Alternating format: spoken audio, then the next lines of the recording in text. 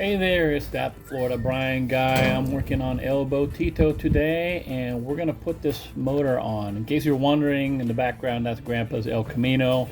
It'll come out of the garage one of these days, but for now, we are going to be installing the motor. So we just have a 2-ton engine hoist. It actually has a long extension on it, but this bad boy is definitely something you need to get this motor picked up and put on a boat. You probably couldn't put it on a very big boat, but for our purposes, it's going to work great. You will see us fast forward through this video multiple times, just so we can make this go faster and not bore you to tears.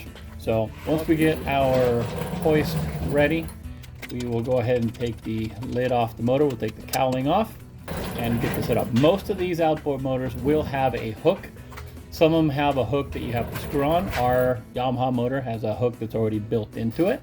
So it's just really easy to get in here. If I had a chain, I probably could have done this a little bit easier. But since I didn't want to deal with stretching the arm too far on this, I just hooked it up and called it good. So then we got to unbolt it from this homemade engine stand. I tell you, this thing was a little bit rickety and scary, but it came with a motor when I got the motor.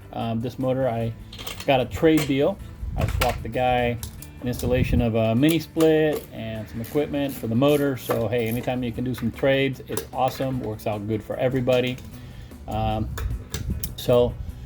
bolted it on this engine stand. The motor came with the stand. I had to do a little bit of reinforcing on it, but it's been sitting on the stand for a couple months and it's worked out great. So while it was sat in the stand, I was able to look at a few things, kind of go through the motor, see what things I may or may not need.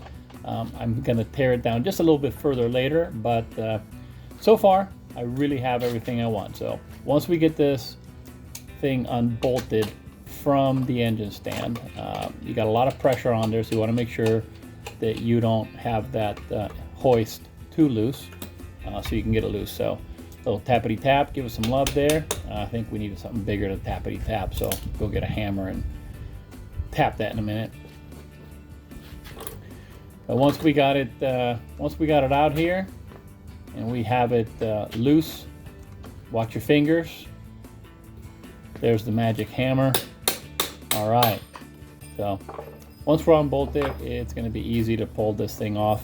I do recommend having a friend come over, but since this was one of those amazingly cold days in Florida, I figured I had about 45 minutes of sunlight and somewhat warm weather to get this done, so I just went for it. So get yourself the right bolts. I went to West Marine for stainless steel bolts, and if you got a good hoist, it will move easy. Mine is older and it's had a lot of work.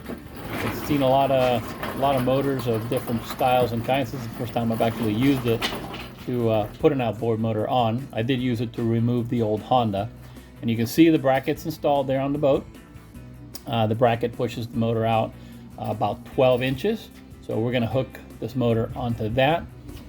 And the old motor that came off was a Honda 115 horsepower 4-stroke that weighed, from the specs, that motor weighed about 510 pounds before fluids. So let's just say 515 altogether. We're putting a kind of a period correct 2-stroke motor on this little Aqua Sport. This little motor is actually 368 pounds, all said and done, ready to go. So this is kind of the hard part. If I would have had a second person here, we could have gotten lined up a lot faster, but it is what it is. When you're working alone, you just do what you got to do. We did install a brand new Teleflex, so a new steering cable is gonna be installed on this motor. We gave that a little bit of a lube. We will lube this up a little bit more afterwards, but that ram has already been lubricated. We'll make sure that we grease it later. But we wanted that installed just to make sure that everything clears and I don't have to fight it later. But this is a brand new cable being installed. When I got the motor and trade, it came with everything. It came with a binnacle, it came with steering cable, I mean, it came with every part you could possibly need to get this motor fired up. So we're pretty stoked about that. That worked out really great. Now, my boat was sitting a little high, so you can see that we're lowering things to make sure that that motor fits in a little easier. You can see how the motor's kind of settling now. That's not me dropping the motor, that's actually me raising the back of the boat by dropping the nose of the trailer. So that really got us set up a little bit better, cranked it up. Once we got it lined up, you just want to use some aids, like I had some steel guides, some pins that I could put in to get this locked up. We did measure everything up, and we figured out that we needed to be kind of on the bottom hole to make this line up and keep our prop in the water properly. You don't want to be too deep, and you don't want to be too low either, because you'll cause either too much drag or you won't have enough grip on the prop because you're not gripping enough water. So it's a bit of a fine line to get that thing dialed up. Luckily for us, after we did a lot of calculating, it worked out just like I needed it to. So this is the hard operation, where if I'd have had a second set of hands, I could have just really had somebody with a pin guiding things in instead of me fighting this. But once we did go get brand new screws. I had older stainless steel screws sitting around the shop, but you know what, no point in using old screws. Let's put brand new ones in. The bracket on the motor itself, or the bracket on the hydraulics for the motor, was a little bit pipped, and I couldn't really straighten it out too much. So a little bit of pressure to get it in, and once we got it pretty close to where we needed it, then I was able to actually take a ratchet and then sort of make those screws drill themselves through.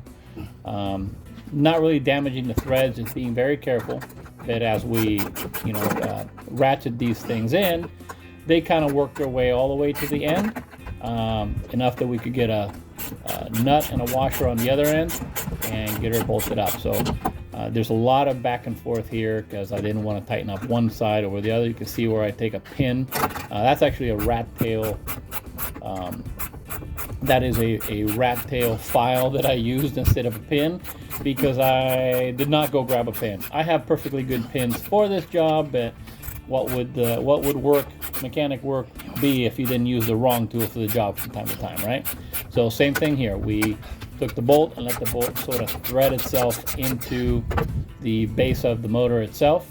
Once we had a few threads, then we went ahead and put the washer and the nut on it. Once it got there, then we follow through with a bigger wrench, crank it all together, and hey, there's my wife in the background hiding from the cold.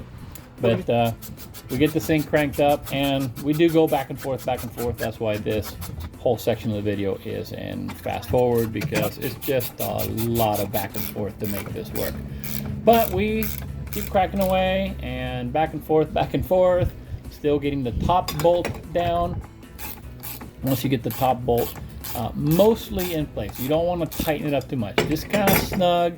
We don't really crank it down. Then we get the bottom bolts in place, because the top bolt is kind of really the ones that are holding everything in place before you line up the bottom. Once we get the bottom lined up, we do one side, then we'll go ahead and go around, do the other side. And then once that's all in, very shortly, then we'll be able to actually take the hoist off of that. So we want to crank this up really well. Still not, once I got it tightened up, we still didn't quite torque it all the way down, but it's snugged all the way through. We will still give it another torque later that is not even shown on the video. But you can see I got the big wrench and doing the job I need to do to get this bad boy cranked up. These bolts are all 3/4 inch, which is actually a very standard size, nut size to use on a lot of trailers. So 1/4 inch works great. It has the shear strength that you need. Always make sure you get the proper fasteners. Don't go cheap. You want to get good quality stainless steel. See, now the motor's holding itself, so I'm going to go ahead and remove this engine hoist out of the way, so now I can work freely around this motor and get things done they gotta do. We will still gotta tighten up a lot more things. And we're using, this is the Maxima grease that I use now. It doesn't say that this is a specific boat grease, but it is water soluble. It is made for watercraft, for dirt bikes. This is the grease that I used a long time ago when we did a lot of dirt bike racing. And you want something that won't wash away, that's high temp, and will work great. So that's why I use the Maxima grease. So we snug this up. We will have to torque this to spec soon, but right now it's just about getting it snugged up and good to go. So let's give you a quick view and work out and show you why we get things lined up the way we do for the proper prop depth and engine depth. So let's check that out here real quick.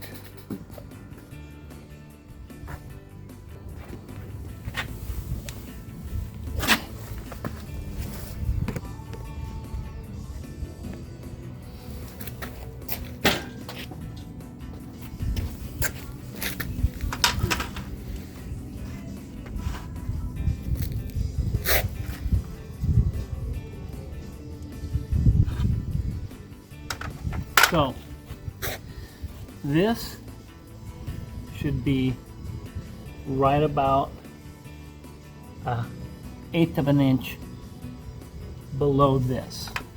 I'm probably sitting at about a 1/2 inch, but that's it. I'm out of adjustment, so I really can't go any further. That's where it's going to set. What's going to happen next is I'm going to run now. All these things are going to run through this fitting, this grommet right here. We go the fuel line, we got the oil line, we got the battery connections. All that has to feed through here. So I have to take this out. I do have to remove this so that I can get inside of here and get everything put in the right place. We have all our connections. Let me get around this side.